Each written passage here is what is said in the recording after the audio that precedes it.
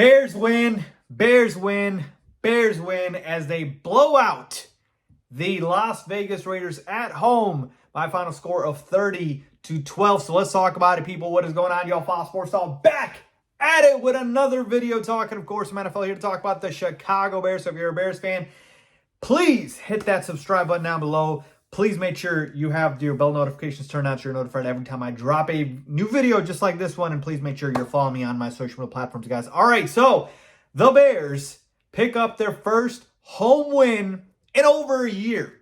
I'm not kidding, people. I think the exact amount of time is about 392 days. Yeah, it's been quite a while for the Bears in getting a home victory, but they do so on the backs of their UDFA undrafted rookie quarterback, Tyson Bagent. Now, I know the Bagent Army probably has a problem with me, and they want me to go ahead and address it, and I will do so. And we will start right there with the UDFA, Tyson Bagent, who had himself a very solid performance.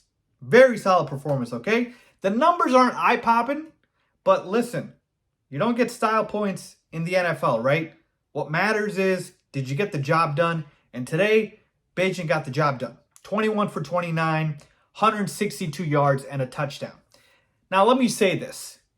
A lot of you guys that are Bagent supporters and have been calling for him, had an issue with me because I basically said that I really don't think he is a savior here. He's not a starting level quarterback in the NFL. Now, last week when he came in relief of Justin Fields, I kind of said, oh, look, he doesn't look that great and whatnot. But, talk about the fact that you're throwing into the fire right away. And, it's different than getting a week preparation for the game. So let me just say, look, kudos to Tyson Bagent. He had himself one heck of a game. And look, I told you, it's not about the big numbers. He didn't throw for 300 yards and 4 touchdown passes, right? But what he did today was he got the job done, and he did exactly what he was supposed to do. All right?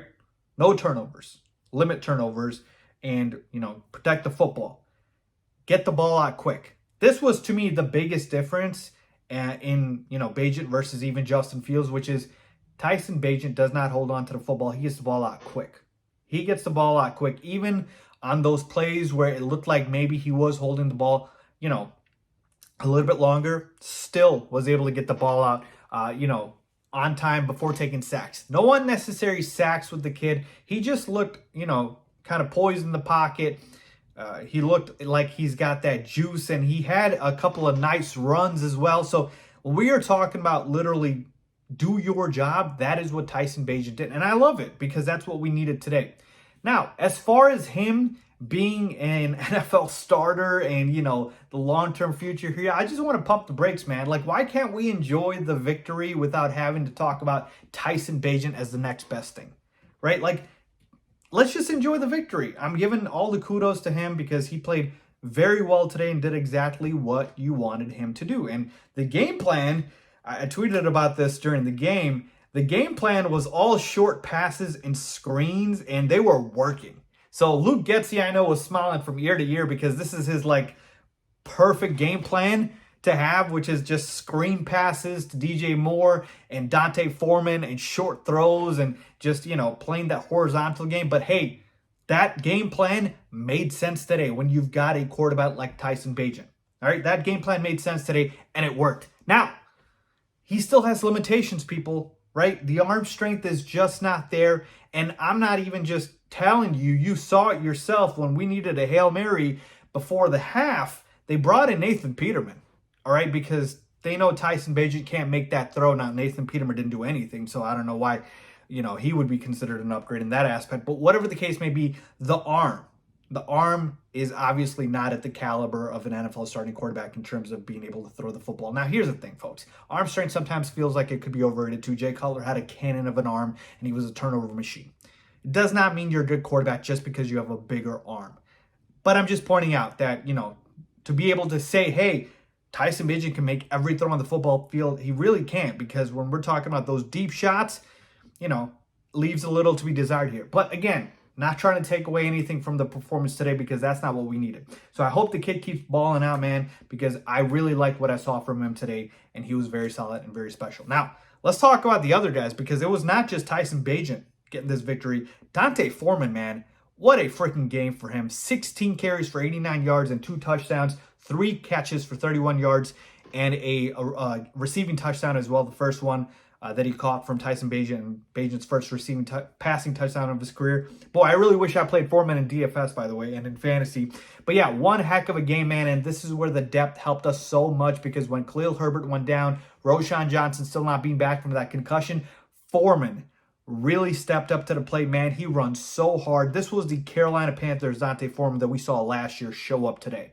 He was special, and might I say the best player on the field. 3 touchdowns. He was the best player on the field. He was incredible. Darrington Evans, very solid as well. 14 carries for 48 yards.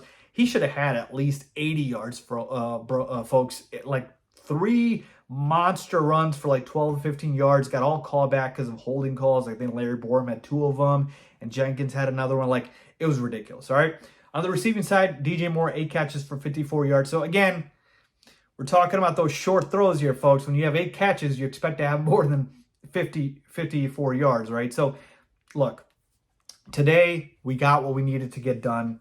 That was get the victory, 30-12. I know it was over Brian Hoyer and a backup quarterback and this Raiders team, but look, folks, at this point, beggars can't be choosers. I will take every single win that I can get, right? So, I am totally okay with this. And the annoying part to me is the fact that we should actually be 3-4 right now because we should have beat the damn Broncos. We should have been 3-4 right now instead of 2-5. And boy, does the season look a lot better at 3-4 than 2-5? Yeah, I think so. So overall, at this point, you want to just stack the dubs. Shout out to the defense. They played really well. Got a turnover, a couple of turnovers in today's game with picking off Brian Hoyer and then Aiden O'Connell as well. Like, it seems like, you know, the defense has really stepped up the last few weeks. Special teams played well. Just an overall great team win today. Overall, a great team win. I'm not going to complain about, you know, kind of anything here because this was a very solid victory from start to finish. I will actually complain about one thing. Matt Eberflus's timeout situation before halftime was abysmal. What in the world was that? Man had 3 timeouts, didn't use any of them, at least the last one he used, or the first timeout he used like with 10 seconds left. It was absolutely abysmal, his mismanagement of the timeout situation. So I lied. I will complain about that. But overall, very solid performance. Very happy to get this dub. And look, folks, as far as next week, whether it'll be Fields or Bagent, we'll see what happens. But yeah, I just want to keep stacking these dubs, and it's a long season, and we still got a lot of football left to go. So I'll take the victories, and let's keep getting them. Go Bears, and as always, thanks for watching.